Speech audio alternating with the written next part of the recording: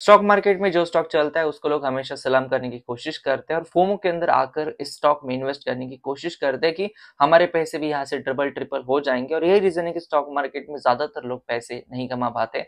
आज के इस वीडियो में हम लोग इलेक्ट्रॉन इंटरनेशनल के बारे में बात करने वाले, बिकॉज 2 महीने से जो स्टॉक अपर सर्किट लगा रहा था वो 2 दिन से कंटिन्यूसली लोअर सर्किट लगा रहा है। और उस टाइम पे अब जो इन्वेस्टर ने ग्रीड में आके, जो इन्वेस्टर ने फोमो में आके इन्वेस्ट किया होगा, वो सारे लोग बोलने लगे अब क्या होगा हमारे पैसे का। तो आज की इस वीडियो में इसके बारे में डिटेल में बात करेंगे।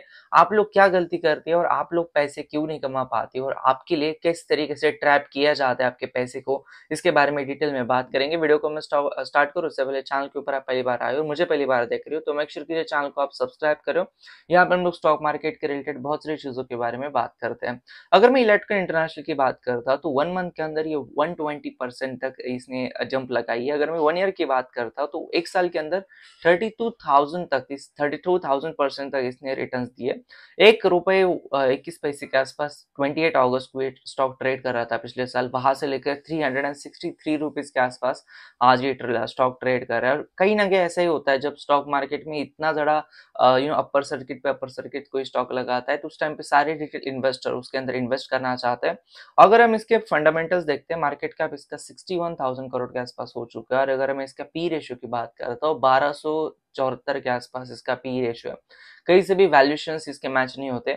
अगर हम रेवेन्यूज की बात करते हैं तो ईयर ऑन ईयर बेसिस के ऊपर रेवेन्यूज बढ़ रहे हैं। प्रॉफिट्स की बात करते हैं तो इतना कुछ नहीं बढ़ा है जहाँ पे स्टॉक का पी 1200 होना चाहिए।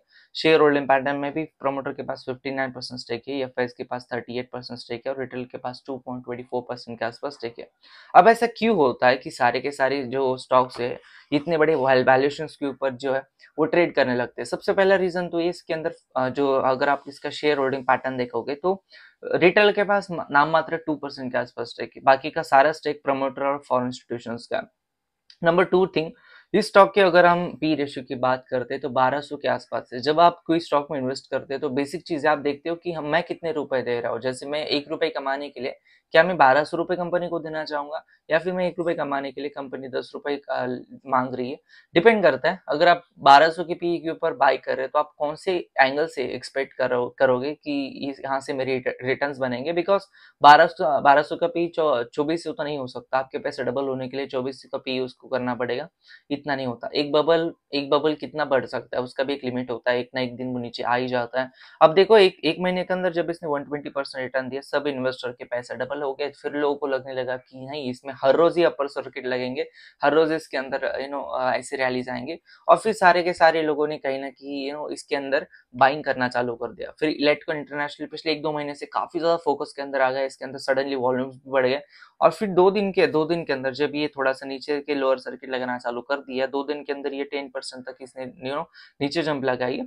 फिर अभी सारे रिटेल इन्वेस्टर जिन लोगों ने हायर लेवल्स के ऊपर बाय किया रहेगा वो सारे ट्रैप हो जाएंगे। आपके अंदर इस तरीके से आपको ट्रैप किया जाता है स्टॉक मार्केट के अंदर कि आपके पैसे को जो आप खुद वैल्यू नहीं करना चाहते हो या फिर आपके पैसे का आप वैल्यू नहीं जानते हो, तब आप ऐसे गलत स्टॉक में फंसने की काफी ज्यादा चांस होते हैं।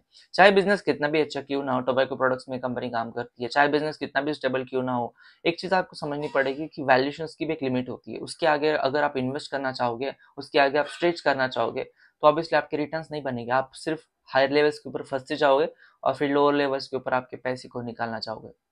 ये था आज का वीडियो। वीडियो कमेंट करो, उससे पहले चैनल को सब्सक्राइब कर देना, वीडियो को लाइक कर देना। धन्यवाद दोस्तों ये वीडियो देखने के लिए। धन्यवाद।